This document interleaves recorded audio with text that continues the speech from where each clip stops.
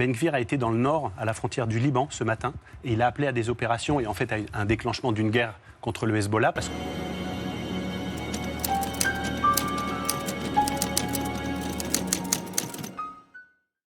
Invité sur France 5 sur le plateau de C'est à vous, Vincent Lemire est historien et il se dit aussi spécialiste du conflit israélo-palestinien. Et c'est intéressant de savoir comment est-ce qu'il présente le conflit. Si il est dans le militantisme, comme par exemple Pascal Boniface, donc c'est encore quelqu'un qui va nous créer du conflit.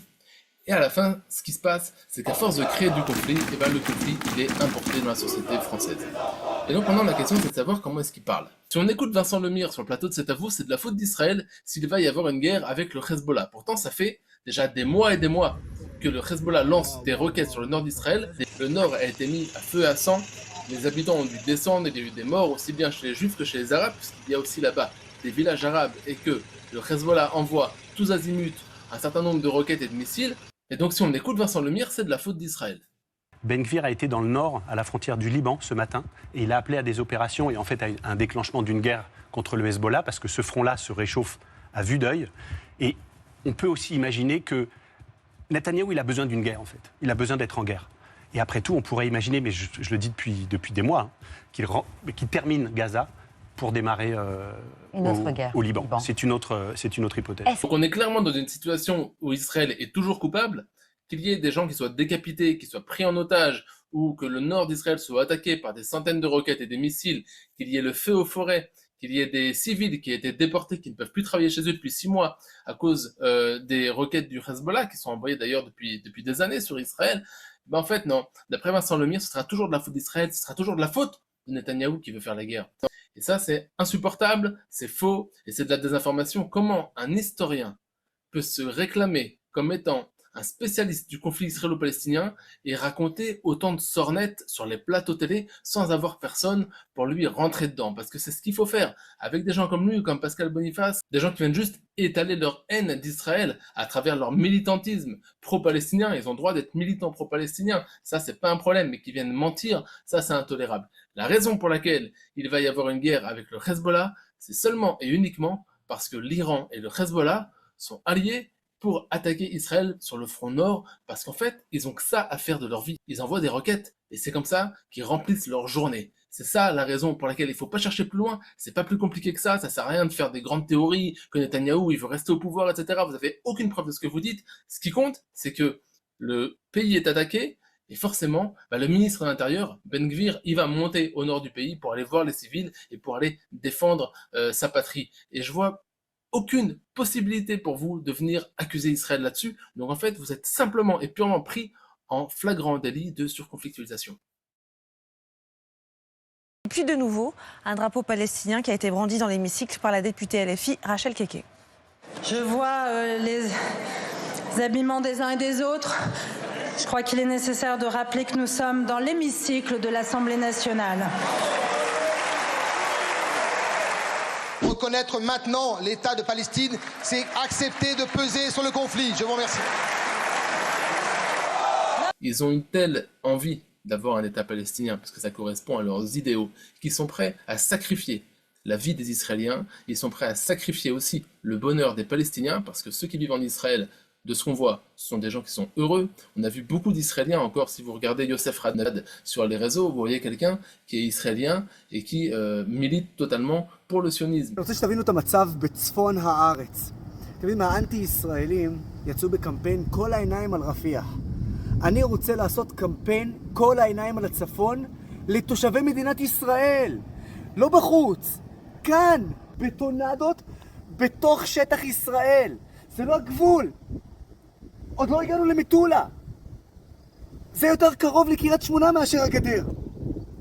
זה המצב כרגע שאנחנו צריכים לשים בטונדות כדי להציל את עצמנו מטילי חזבאללה. לאן הגענו שבתוך מדינת ישראל זה הפך להיות סוג של הגבול והשטח הפקר. מה זה הדבר הזה?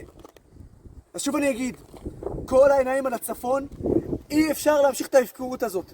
אנחנו חייבים להיות עוצמתיים מול אותו ארגון טרור שנקרא חזבאללה, כי זו השפה היחידה שהוא מבין.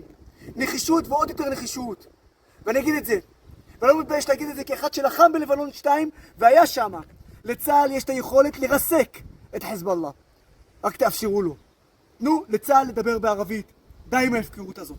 Ils voient en Israël maintenant la possibilité d'avoir un État occidental, entre guillemets, au Moyen-Orient. Et ça, les pays arabes ne sont pas capables de le donner. On parle d'une paix avec deux États, mais cette paix avec deux États, c'est une posture. Personne ne peut prouver aujourd'hui qu'une paix va venir en créant un État palestinien.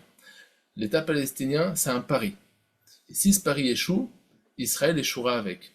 Et donc, en fait, la solution de sécurité, la solution la plus rationnelle, c'est aujourd'hui un grand Israël. Alors ils disent « Free Palestine from the river to the sea ». On ne pourrait pas dire Free Israel from the river to the sea » parce que ce serait faire injure aux Palestiniens qui sont sur place. Donc on ne va pas tenir des slogans de ce type, mais ce qu'on va dire simplement, c'est arrêter de vendre du rêve, arrêter de leur faire croire qu'ils sont capables de créer un État qui va être pacifique. Le terrorisme est polymorphe, il a des faces éducationnelles, militaires, culturelles, il a aussi des faces qui sont politiques. On ne pourra pas changer l'ensemble du monde arabe d'un coup de baguette magique en créant une Palestine. Si demain il y avait une Palestine qui serait créée, alors on aurait automatiquement les Arabes qui diraient « Mais attends, on veut revenir maintenant à 67. » Et puis après 67, on dirait « Attends, on veut revenir maintenant à 47. » Et puis on veut revenir à 45. Et donc, ce sera sans fin. Ça ne sert à rien de leur vendre du rêve. Vous n'avez pas, Boniface Lemire, vous n'avez pas des éléments qui vous permettent d'affirmer concrètement qu'un État palestinien serait une solution. Et donc, en fait, ce que vous avez besoin de faire, et c'est ce que vous faites à longueur de temps, c'est que vous prenez un élément, le conflit entre le Hezbollah et Israël, et puis vous en faites quelque chose de moyennisé.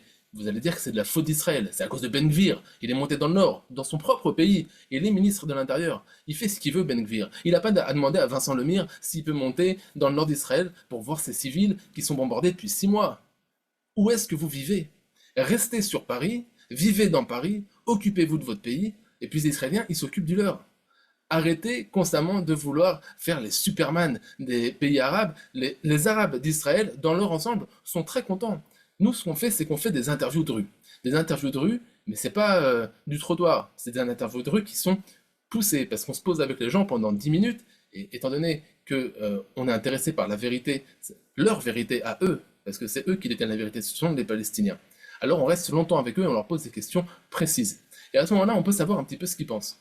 Et vous, ce que vous pensez, c'est toujours en décalage avec ce que eux nous disent. C'est quand même curieux.